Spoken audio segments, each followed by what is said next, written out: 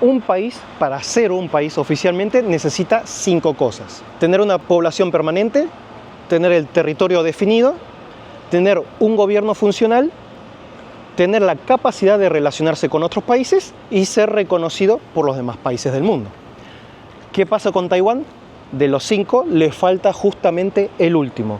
Cuando uno dice Taiwán, la lógica te dice decir que es un país, pero la realidad es que está en un espacio completamente gris. Para países como China, Taiwán es una provincia rebelde. Y para el resto del mundo es un gran, no sé, mejor no me meto. Yo soy Naka, esto es Japatonic y hoy les voy a contar, mientras recorremos la ciudad de Taipei, la interesantísima historia de Taiwán.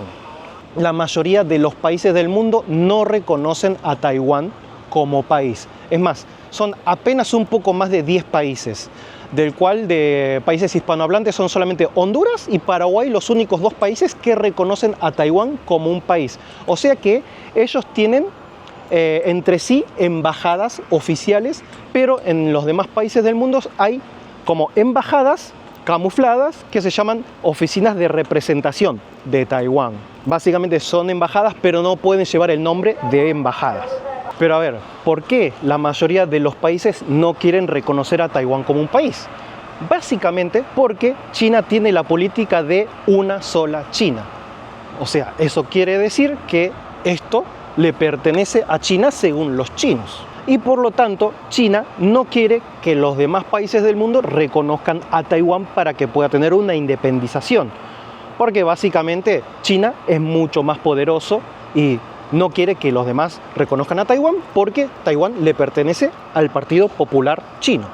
Y ahora, ¿por qué los chinos dicen que Taiwán pertenece a China? Esa es la parte interesante de la historia. Pero vamos por el principio de la historia. Desde 1683, Taiwán se convirtió en una provincia china, o mejor dicho, una provincia del Imperio Qing. Antes de eso era una isla indígena que fue por unas pocas décadas colonia holandesa. Así que Taiwán pertenecería al Imperio Qing por unos 200 años más o menos, hasta 1895, cuando Taiwán se convierte en una colonia japonesa. Del cual además el tema de la colonización japonesa lo vamos a tener un video aparte porque es un tema súper interesante que da para un video aparte. Pero la cosa es que Taiwán termina siendo una colonia japonesa entre 1895 hasta 1945, cuando Japón pierde la guerra. O sea, por 50 años exactos. Pero el hecho es que durante la colonización japonesa, el Imperio Qing cae ante el Partido Nacionalista Chino. Y es ahí cuando nace la República China, a través de las manos de Sun Yat-sen, que vendría a ser la persona que está en el billete de $100 taiwaneses. Pero que quede claro, dije República China, no República Popular China. Esa es otra cosa. La República China era la China nacionalista anticomunista. Así que bueno, China pasa a ser del Imperio Qing a la República China. Pero el hecho es que cuando Japón perdió la guerra, Japón devolvió la isla de Taiwán y la República China recuperó Taiwán. Así que Taiwán volvería a pertenecer a la China, solo que eran diferentes partidos, ¿no? Antes pertenecía a un imperio, ahora pertenecía a un partido político, del cual se llamaban Kuomintang. Ahora, 4 años después de que terminara la Segunda Guerra Mundial, es cuando la China comunista vence al Partido Nacionalista, que hasta ese momento tanto la China continental como Taiwán pertenecían a la República China del Kuomintang, que por cierto, esta persona en el año 25 falleció. Por lo tanto, la persona que estaba a cargo de la República China era Chiang Kai-shek, la persona del cual hay un monumento acá. Entonces, en 1949, el Kuomintang pierde el poder de la China continental y Chiang Kai-shek se retira del país trayendo a aproximadamente 2 millones de seguidores de todo tipo de clases sociales, incluyendo a todos los políticos que pertenecían a su partido, vinieron y huyeron a Taiwán. Por lo tanto, China continental pasaría a ser República Popular de China y Taiwán República China. Pero a pesar de que ellos habían perdido ante el Partido Comunista, la República China, o sea, Chiang Kai-shek, supuestamente Chiang Kai-shek seguía siendo el representante de toda la República China, o sea, de toda China continental, lo cual era una completa farsa, una fantasía, porque él estaba en las reuniones de la ONU cuando no tenía ya ni el más mínimo poder ante China continental. Así que en 1971 es cuando le quitan el asiento y lo ponen a Mao. Pero a ver, que Chiang Kai-shek no perdió su asiento del todo. Es más, se le ofreció poner un asiento para él, uno para China de Mao y otro para Taiwán. Pero el hecho es que habían dos Chinas en ese caso. ¿Y qué dijo Chiang Kai-shek? Váyanse todos a la mierda. China soy yo. Y entonces ahí es cuando perdió su oportunidad de poder estar dentro de las Naciones Unidas para por lo menos poder ir disputando. Pero claro, como él se retiró de su asiento, básicamente ahí es cuando se discutió cuál era la verdadera China. Y el hecho es que al no estar Taiwán presente, básicamente oficialmente se respetaba las palabras de Mao. También esa es una cuestión bastante complicada, que eso es una curiosidad, por ejemplo, que me lo dio mi amigo Cristian, que es guía, del cual Civitatis nos accedió al tour de hoy. Que Cristian tiene ya, ¿cuántos años en Taiwán? 14. 14 años. Y la verdad que si no fuese por la ayuda de él, el video, yo ya tenía la información, pero él me fue corrigiendo varias cosas de las que fui hablando. Sabe mucho. Bueno, pero tuve que estudiar mucho, bastante igual. Igual, si tienen un tour con Civitatis en español, solamente va a estar atrás la agencia de él. Así que en la descripción tienen el link por si quieren un tour en Taipei o donde sea que tienen varios planes. Todo lo que sea de español está manejado por nuestros amigos. Básicamente cuando Mao tomó su asiento de China en la ONU, ahí se decidió de que Mao representaría China. ¿Y qué pasaría con Taiwán? Había que votar si Taiwán pertenecía a China o no.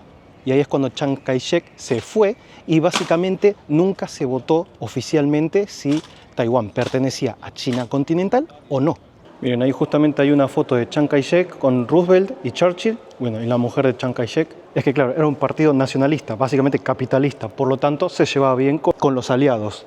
Pero bueno, perdió contra los comunistas. Y esta pasa que también fue una de las razones del cual pudo sobrevivir un poco el tema de que Chiang Kai-shek representara a la China después de la Segunda Guerra, porque básicamente la mayoría de los países de las Naciones Unidas querían apoyar al capitalismo, pero bueno, justamente como decía, era una fantasía completa y bueno, hubo que darle su lugar a Mao.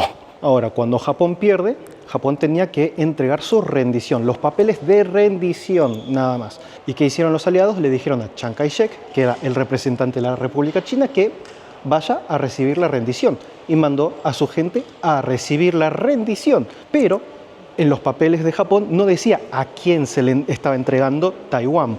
Por lo tanto, Chiang Kai-shek, el Kuomintang, estaba en Taiwán, ellos recibieron la rendición, por lo tanto dicen, esto es mío, pero oficialmente no habían papeles que se diga, entrego Taiwán a la República China. Básicamente era un papel que dice, me rindo, me voy. Y ahí quedó. Ahora, el nombre Taiwán se supone que lo pusieron las tribus nativas de esta isla, pero el nombre oficial del país es República de China, aún así. Pero claro, China prohíbe que a este lugar se lo llame República China. Por lo tanto, en todo lo que es política interna y todo, el uso de la frase República China no se debe usar, sino que ya es conocido como Taiwán en todos los sentidos legales incluso que hay básicamente, pero el país en realidad se llama República China. Ahora, cuando yo vine hace 2 años atrás, por primera vez en mi vida usé una eSIM y la verdad que fue muy mala.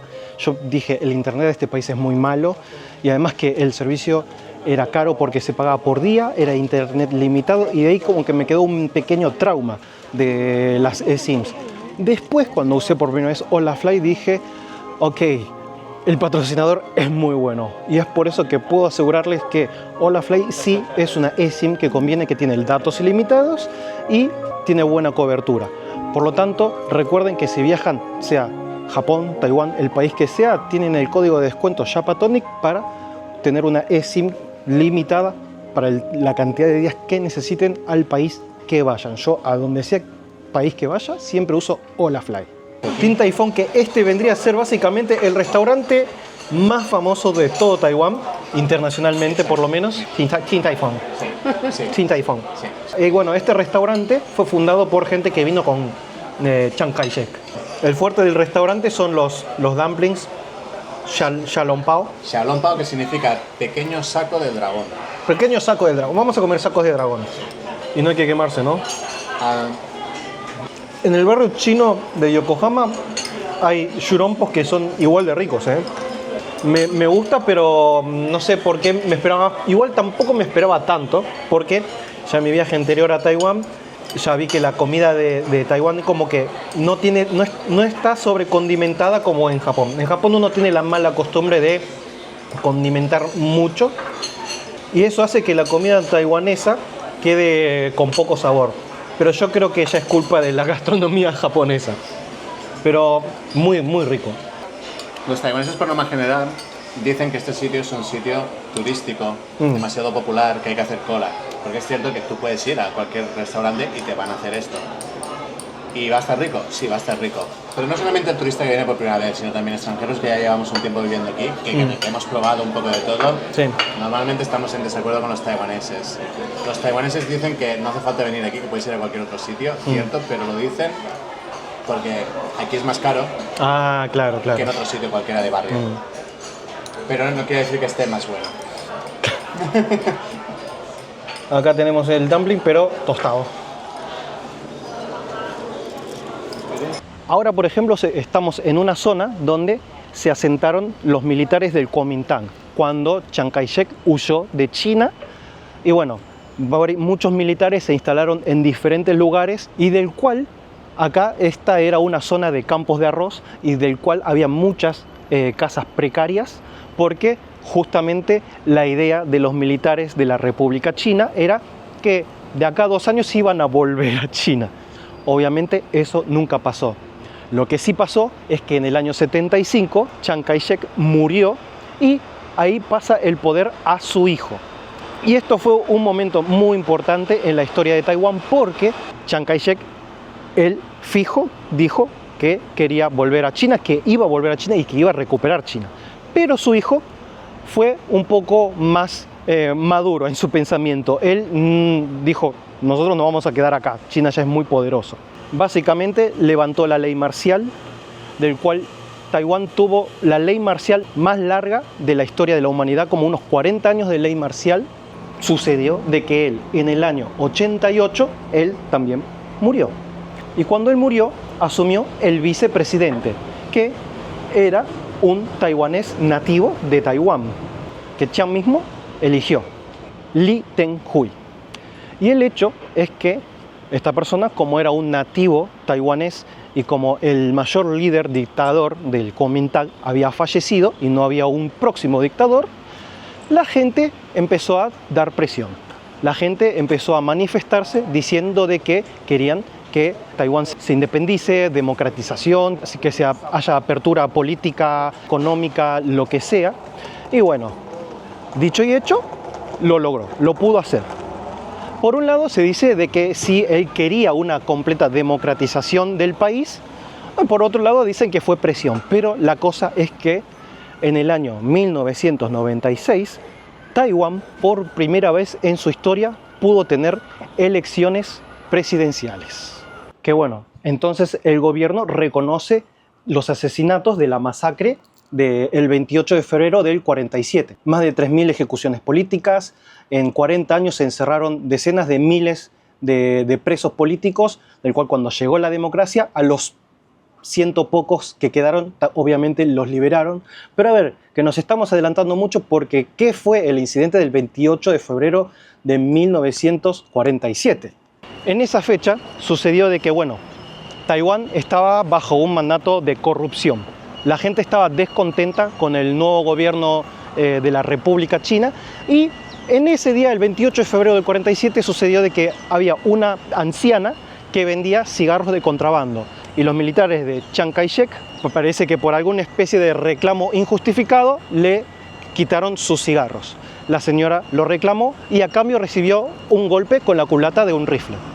Eso produjo que la gente que estuviera alrededor, porque esto sucedió en público, en pleno Taipei, se acercó, abuchearon y el grupo de militares, como sintió la presión de la gente que estaba alrededor, empezó a tirar tiros al aire y con eso murió un taiwanés. Esto que produjo que vayan a la comisaría, hacer reclamo, prender fuego a la comisaría y todo esto terminó con 30.000 muertos. Todo por quitarle los cigarros a una señora que vendía cigarrillos de contrabando. Y eso fue un suceso que hoy en día se sigue recordando. Y bueno, básicamente por eso es que pusieron la ley marcial, justamente. Así que Taiwán pasaría a tener un par de décadas de corrupción, de mala administración y represión militar. Y estoy brillando de humedad, de sudor. Hay una humedad en este país que es increíble. Pero bueno, la cosa es que la visión china de Taiwán es que Taiwán es un villano político, que son unos separatistas y todo eso. Y por todo lo que estuvimos contando es la razón por la cual Taiwán no puede independizarse. Pero aún así, Estados Unidos es uno de los mejores aliados que tiene el país, ya que Estados Unidos a China le da la mano así, pero por debajo de la mesa, la mano de Taiwán la estrecha con fuerza. Porque claro, ya dijimos por qué Estados Unidos no puede decir tan abiertamente la aceptación de Taiwán como país, pero básicamente ya oficialmente Estados Unidos prometió a Taiwán de que defendería la isla en caso de que China atacara, ¿no? Porque obviamente los sistemas políticos de Estados Unidos y de China no van de la mano. De la misma forma, Japón es de los mejores aliados políticos, militares o económicos que tienen, aunque irónicamente Taiwán y China también son como aliados económicos, o sea, es inevitable. Por cuestiones obvias, Taiwán necesita mucho de producciones chinas para un montón de cosas, como todo el mundo necesita cosas de China. Y China necesita de Taiwán lo que mejor hace Taiwán, que son los microconductores, o sea, microchips. Básicamente Taiwán lidera el 54% del mercado de microprocesadores en todo el mundo. Es el mayor y mejor productor de microchips del mundo. Y esa es una de las cosas buenas que sí hizo el Kuomintang, el invertir en desarrollo tecnológico. Porque la verdad que nadie puede hacer lo que está haciendo Taiwán ahora. Porque uno dice, bueno, China, que está tan desarrollado en tecnología y todo eso, que haga lo mismo que Taiwán para no necesitarlos. No es tan fácil, porque las décadas que vienen los taiwaneses desarrollando microchips, no lo puede, o sea, en la carrera nadie puede llegar. Para que se den una idea, los nodos, o llamémosle transistores o conductores de los microchips de Taiwán, miden 2 nanómetros. Y para que se den idea, un cabello humano mide 100.000 nanómetros, o sea, completamente invisible a la vista. Y el único país que más o menos se pudo acercar un poco, creo que fue Corea, pero medía o el 50% o el doble de tamaño y no tienen la eficacia ni eficiencia que tienen los microchips de Taiwán. O sea, imposible simplemente decir, bueno, hagámoslo nosotros, porque no es tan fácil. Se necesitarían años de desarrollo e investigación para poder imitarlo. Pero bueno, la cosa es que China no va a permitir nunca la independencia de Taiwán por su política de una sola China. Es por eso que también están aumentando ejercicios militares alrededor de la isla.